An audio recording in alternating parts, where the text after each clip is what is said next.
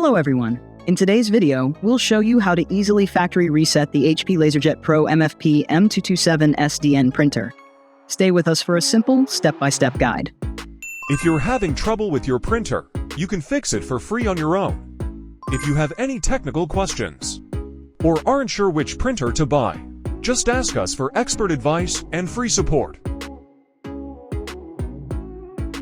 When the machine is ready and set to work, press the Setup or Settings button on the keyboard once.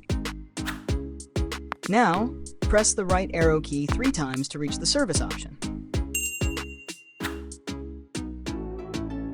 Press the OK button on the Service option to display the printer's service options. Now, use the right arrow key to find the Restore Defaults option.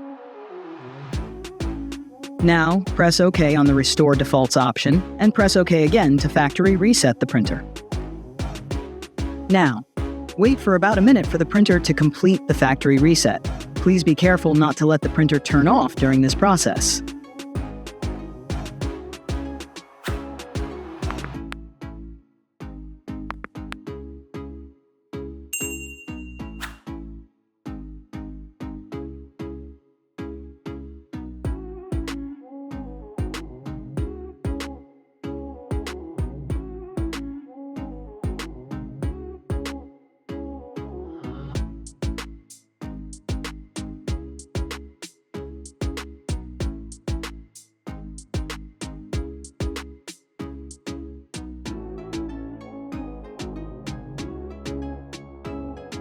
You can see that after a minute, the printer has returned to normal, and our reset operation was completely successful.